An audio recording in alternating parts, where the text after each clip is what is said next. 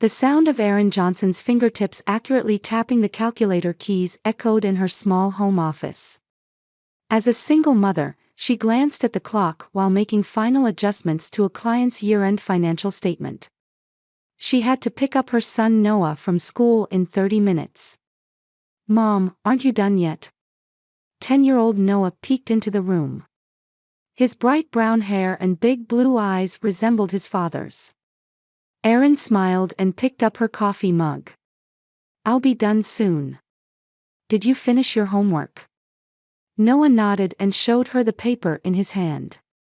"I solved all the math problems. But I have a question about history." Erin always took pride in her son's school performance. She herself had supported their household and raised her son alone while working as an excellent accountant at a small local company. Since her father passed away from a heart attack 5 years ago, her responsibilities had increased, but she never complained. "Can you wait just 10 more minutes? I'll help you with history when I'm finished." The phone rang, and Erin sighed. It was from her mother, Vivian. "Listen, Erin. We need to talk about tomorrow's dinner party." Vivian's voice always had a demanding tone. "Amanda is bringing her fiancé. You'll be coming, won't you?" Erin frowned. Her sister Amanda had always been the favored child in the family. Beautiful and sociable, she was Vivian's favorite daughter. In comparison, Erin was always told she was too practical and boring.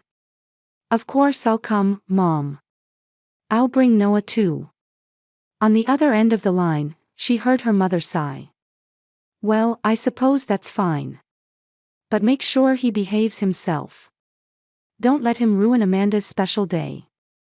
Erin swallowed her words. Noah was always a well-mannered child. If there was a problem, it was with her mother and Amanda. "Don't worry." "So, what does Amanda's fiancé do?" "Michael Foster. He's an investment banker from a very wealthy family." Vivian's voice was filled with pride. "He's perfect for Amanda. He graduated from Harvard, he's cultured, sociable." Erin rolled her eyes internally as she listened to her mother's boasting. Her mother's values were always focused on appearances and social status. The next day, Erin and Noah arrived at Vivian's luxurious suburban home. Taking a deep breath at the entrance, Erin gave Noah's shoulder a tight squeeze. "It's okay, Mom," Noah said. "I know Grandma and Aunt Amanda don't like us very much." Erin's heart ached at her son's perceptiveness. Children are more sensitive than adults realize. When she opened the door, she could already hear Amanda's high laughter coming from the living room. She was wearing an elegant cocktail dress, holding a glass, and talking to an unfamiliar man. "Erin, Noah, you finally made it." Vivian greeted them with a cold smile. "Amanda, Erin, and Noah are here." Amanda turned around and smiled at her sister, but the smile didn't reach her eyes. "Erin. I'm so glad to see you. This is my fiancé, Michael Foster." Michael stood up and turned to face Erin. He was tall with dark brown hair and kind eyes. And something brushed the corner of Erin's memory. It was a face she had seen somewhere before. "Nice to meet you, Erin," Michael said in a quiet voice. "I've heard a lot about you from Amanda." He extended his hand, and Erin shook it. His hand was warm, and his grip was gentle. "Nice to meet you too," Erin said. "This is my son, Noah." Michael smiled at Noah and looked directly into the boy's eyes. "Hello, Noah. I'm glad to meet you. What grade are you in?" "Fifth grade," Noah answered, a little nervously. "That's a wonderful age. When I was in 5th grade, I made a model of the solar system for the science fair."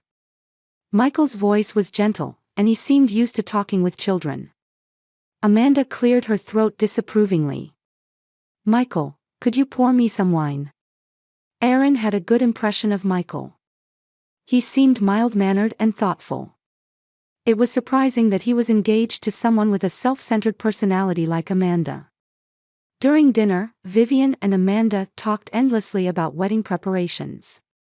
The wonderful wedding dress, the high-end reception venue, the famous catering company.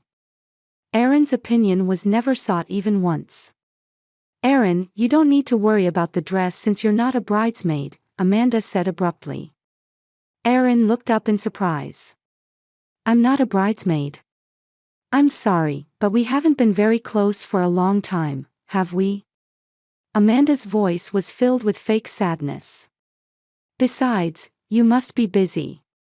Being a single mother, with work and all." Vivian nodded in agreement. "That's right, Erin. We don't want to burden you." Erin felt a pain in her chest but kept her expression unchanged. She was used to rejection from her family. Noah's hand grasped hers under the table. Only Michael wore an uncomfortable expression. He cleared his throat and quietly said, "But isn't family participation important? I think Erin and Noah should be part of this special day." Amanda turned to her fiancé with a surprised look. "Of course, they're invited. It's just that the bridesmaids are already set with my close friends." Erin sent Michael a grateful smile. At least he seemed to be a considerate person. After dinner, while Erin was helping with the cleanup, Michael came into the kitchen. "Can I help?" he offered. "It's fine, I'm used to it," Erin answered. "Amanda and Mom expect me to fill the practical role." Michael silently watched her for a moment. "You're different from what Amanda told me," he said quietly. "What do you mean?" "Nothing," Michael smiled. "I just hope we'll have more chances to talk with you and Noah." After he left, Erin was struck by a strange feeling. Michael's face flickered in her memory. She must have met him somewhere. But she couldn't remember when or where. In the car on the way home, Noah suddenly said, "Michael seems like a nice person. I wonder why he's marrying someone like Aunt Amanda." Erin couldn't help but laugh. "Noah, you shouldn't say things like that." But deep down, she had the same question as her son. As the wedding preparations progressed, Erin felt increasingly alienated from her family. Amanda and Vivian didn't share the wedding details with her or ask for her opinion. Still, she quietly handled the behind-the-scenes work. Addressing invitations, communicating with the venue, fine-tuning details, areas where her meticulousness as an accountant came in handy. "You're helping again." One day, Michael stood beside Erin as she worked on preparations. "Amanda seems too busy to handle these practical matters herself." "Don't worry about it. I'm good at this kind of thing," Erin shrugged. Michael observed her for a while before saying, "You know, you seem familiar somehow." Erin stopped and looked up at him. "I've been feeling the same way. But I can't quite place it." At that moment, Noah came running into the room. "Mom, Michael. I finished my homework." Michael smiled at Noah. "What kind of homework was it?" "A history project. I researched the Roman Empire," Noah answered proudly. "Really? I love history too."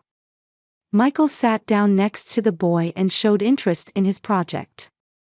Erin felt a warm feeling spread in her chest as she watched the scene. Michael seemed to have a genuine interest in her son. Amanda's fiancé was clearly different from the men in the past who never bothered to meet Noah despite becoming part of her family. A week before the wedding, Michael made an unexpected phone call. "Erin, I want to talk to you about something." His voice was serious. "I want you to be the maid of honor." Erin was so surprised she lost her words. "But Amanda didn't even choose me as a bridesmaid. I asked her myself." Family is important. Especially on important days like a wedding. There was determination in Michael's voice. Amanda eventually agreed. Erin felt conflicted. She doubted her sister was truly happy about it, but she was filled with gratitude for Michael's warm gesture. The next day, Vivian called Erin in a fury. Amanda is crying. Why did you ask Michael for such a thing? I didn't say anything. Michael suggested it himself. I can't believe this, Vivian spat out. You always make yourself look like a victim and try to ruin Amanda's life. This is her special day. Erin took a deep breath to stay calm. I want Amanda to be happy. If she truly doesn't want me to be her maid of honor, I'll decline. You can't decline now. Michael has already decided. Vivian's sigh was audible. Just don't stand out too much. This is Amanda's day. On the wedding day, Erin arrived at the church early with Noah. She wore a modest sky blue dress. It might have been too simple for a maid of honor, but it was out of consideration not to upset Amanda. Mom, you look beautiful, Noah smiled. In the preparation room, Amanda was surrounded by bridesmaids, dressed in an extravagant wedding gown. When Erin entered, her sister merely glanced at her and gave a cold nod. Well, Erin, Vivian said with pursed lips. That dress is, well, it's just like you. The ceremony proceeded solemnly. Erin stood behind Amanda, maintaining a smile as she gazed at Michael's gentle expression. He occasionally glanced at Erin, smiling reassuringly. The reception began, with the entrance of the bride and groom, toasts, and dancing. Erin sat at a table with Noah, quietly enjoying their meal. Soon it was time for speeches. Amanda stood up and took the microphone. She looked around the room and turned her gaze toward Erin. Suddenly, her smile transformed into a malicious expression. Everyone, thank you for coming today, Amanda said in a sweet voice. I'm happy to share this special day with family and friends. After talking about the joy of marriage for a while, she suddenly pointed at Erin. By the way, this is my sister Erin. A single mother who has lived without being loved by anyone. Uncomfortable laughter rippled through the venue. Anyone want to take her in? The blood drained from Erin's face. Noah's small hand gripped hers tightly. Just kidding, just kidding. Amanda said with a laugh. Some in the audience laughed, but many shifted uncomfortably in their seats. Vivian took the microphone. Our eldest daughter is always so serious and boring, she said in a glossy voice. She's second-hand goods, but still usable. Comes with a defective son. This time, laughter erupted from various parts of the venue. Erin sat frozen. Tears welled up in Noah's eyes. Mom, he said in a trembling voice. Erin slowly stood up and took her son's hand. Let's go, she said quietly. But at that moment, from the corner of her vision, she saw Michael slowly rising. His face was red, clearly restraining his anger. The venue fell silent, all eyes turning to the groom. Michael took a deep breath and moved away from Amanda to take the microphone. His eyes caught Erin's, trying to convey something. The venue became deadly quiet. Michael's expression showed a severity never seen before. With the microphone in hand, he began to speak slowly, emphasizing each word. Ladies and gentlemen, today has become a day when I make the most important decision of my life. However, it is not the decision you might think. The smile disappeared from Amanda's face, replaced by confusion. Vivian stood frozen. First, let me say a word about that speech just now. Michael's voice was calm, but clearly suppressing anger. Those words directed at Erin and Noah were cruel and thoughtless. I cannot share such values. Amanda started to open her mouth, but Michael quietly raised his hand to stop her. Actually, there's something I want everyone to know. Michael took a deep breath and continued. Erin and I have not met for the first time. Erin looked up in surprise. Something was starting to stir within her. The fog in her memory was gradually clearing. 10 years ago, when my sister Caroline was fighting leukemia, Erin was working as a volunteer at the hospital. Michael's voice trembled slightly.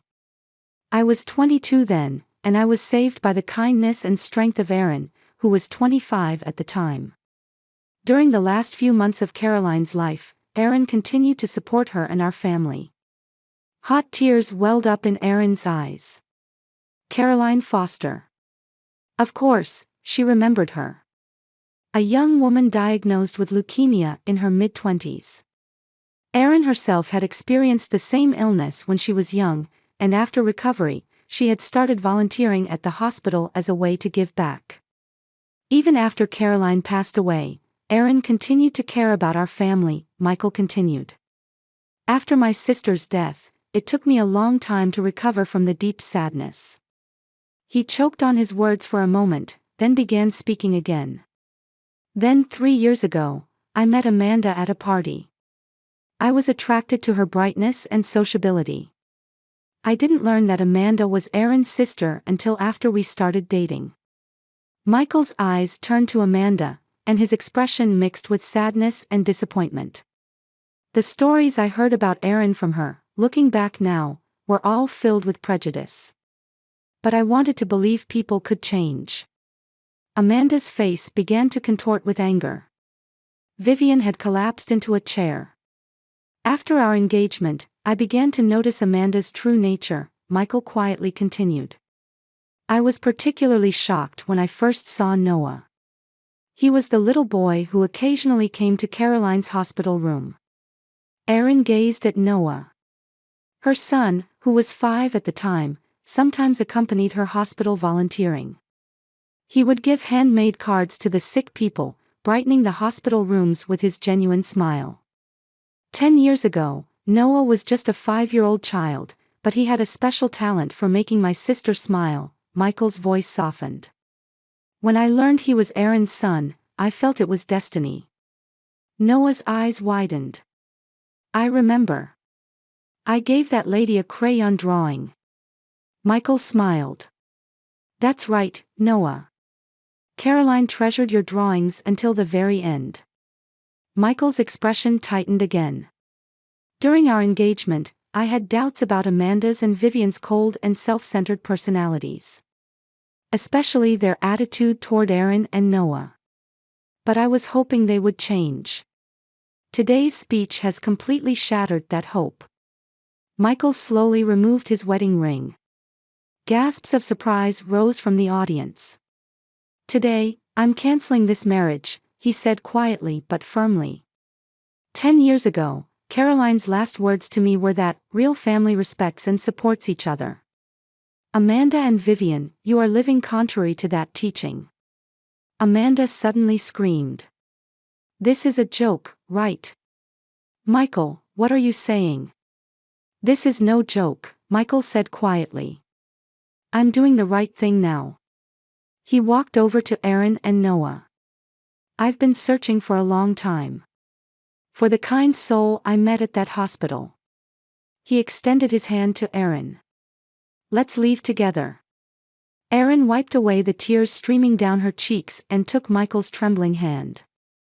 Noah also stood up and grasped Michael's other hand. Wait! Vivian shouted. Do you have any idea how much this wedding cost? Michael turned back and quietly said, I will cover all expenses.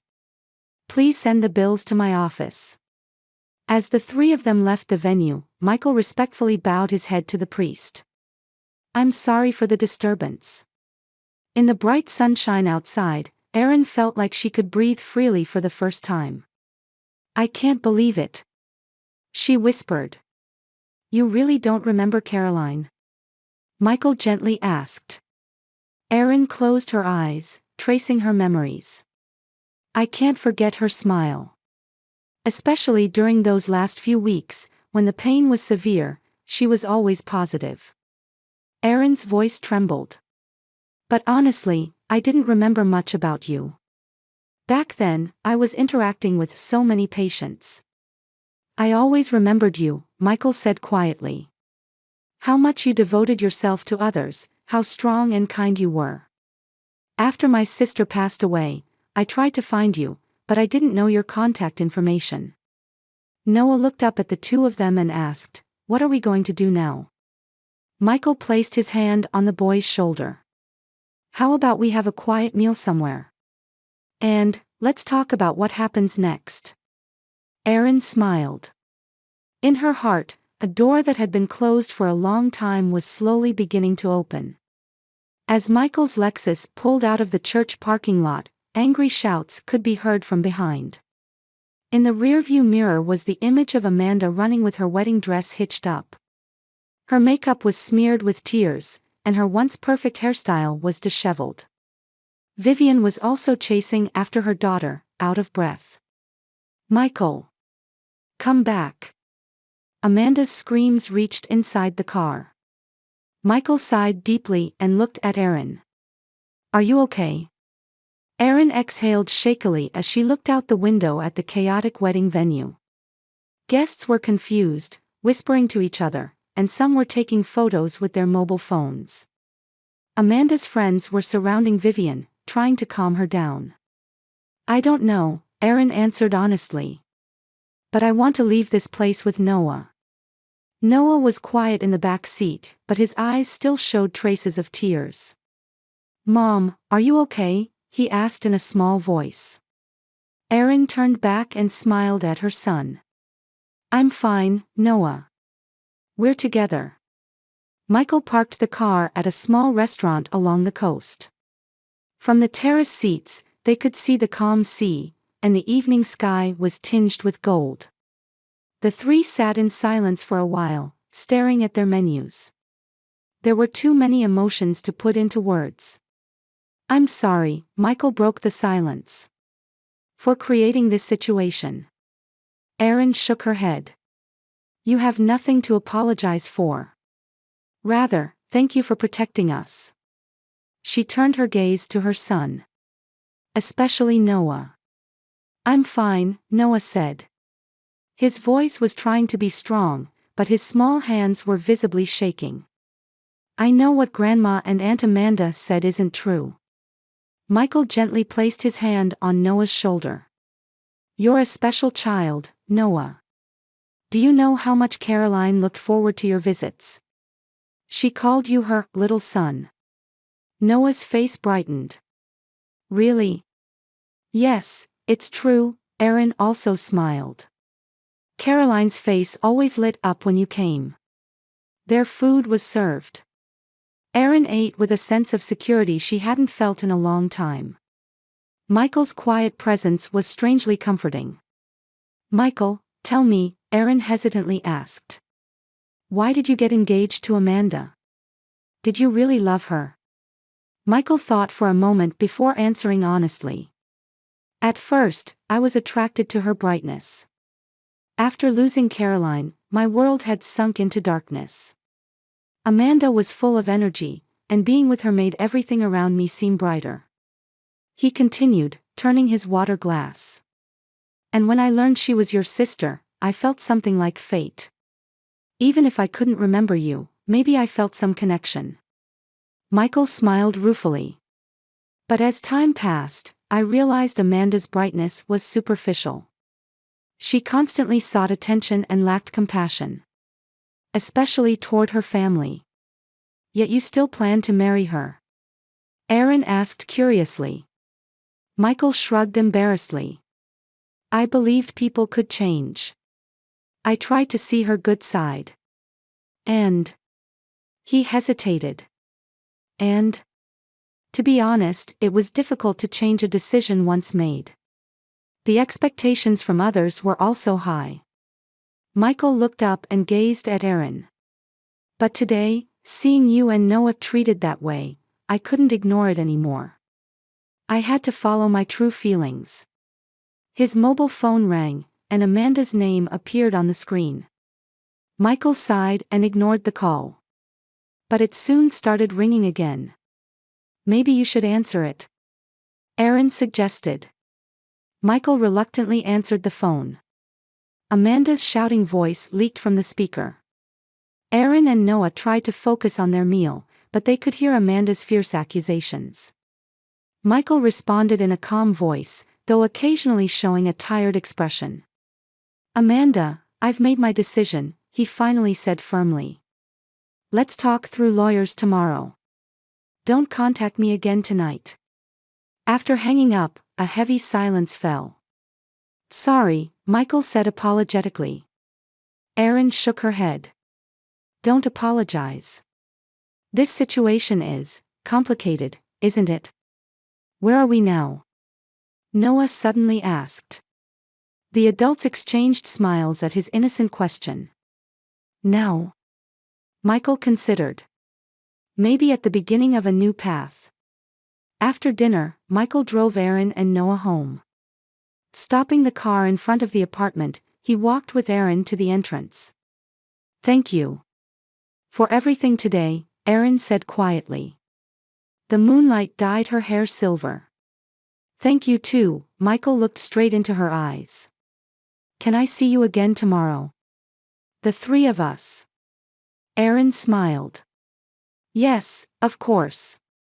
Mom, ask Michael. Noah suddenly appeared at the entrance. He said he'll tell me all about Caroline. Michael laughed. Of course, Noah. I promise.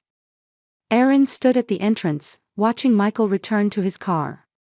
As he turned back and smiled at her, a warmth spread through her heart. Upon entering the apartment, there were several angry messages from Vivian on the answering machine. Erin. How could you do this to us? Amanda is hurt. You brainwashed Michael, didn't you? Erin sighed and deleted the messages. Noah, take a bath. You have school tomorrow. Mom, Noah tugged at Erin's sleeve. Do you like Michael?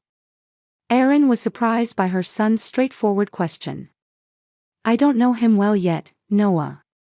But he seems like a good person. I like him, Noah said with conviction. He's Caroline's brother, and he protected us. And he was watching your smile. Erin stroked her son's head.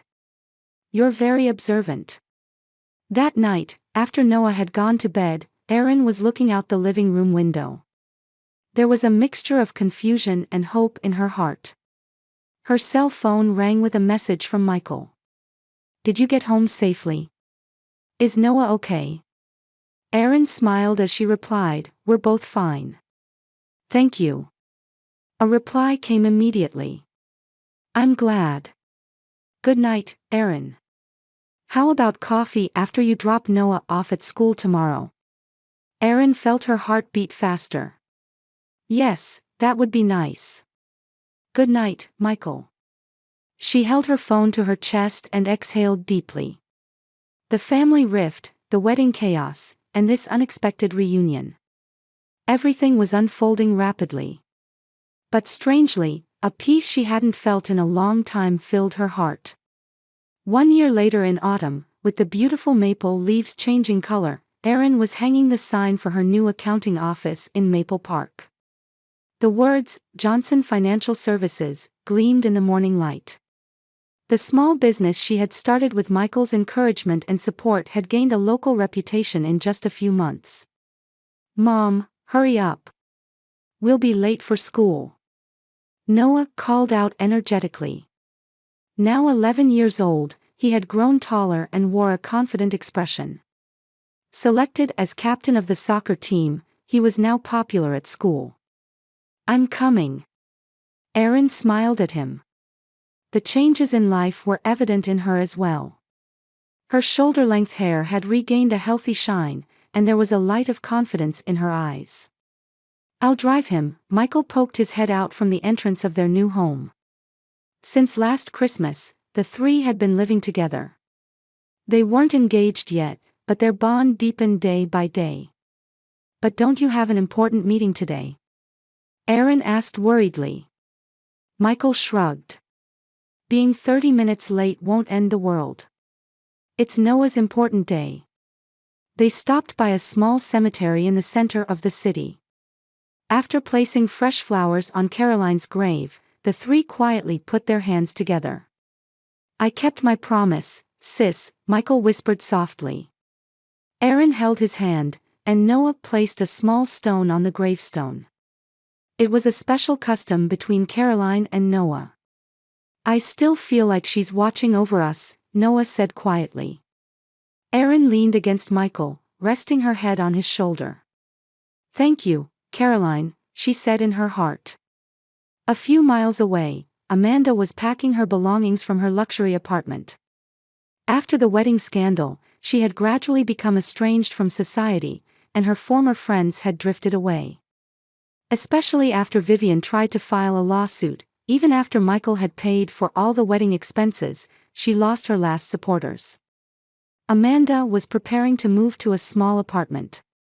She could no longer maintain her lavish lifestyle and had to learn to live within her own income for the first time. The same was true for Vivian. Her friends avoided her, and her life full of vanity gradually became a lonely one. Occasionally, she tried to contact Erin, but always received a cold response. She was finally beginning to understand that her actions had created an irreparable rift.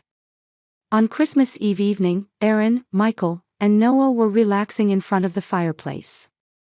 Noah was already asleep, dreaming of waiting for presents. Michael quietly took a small box from his pocket. Actually, I have something I want to give you. Erin stared at the box in surprise. When she opened it, there was a beautiful emerald ring. This is. It was Caroline's, Michael said quietly. She said, when you meet someone truly special, give this to her. Tears welled up in Erin's eyes. Really? You and Noah have brought light to my life, Michael took her hand. Will you marry me? Let's become a real family. A real family is connected not just by blood, but by heart, Erin smiled, speaking Caroline's words. Yes, she answered. We're already a family, aren't we? Outside the window, snow had quietly begun to fall, as if announcing a new year and a new beginning.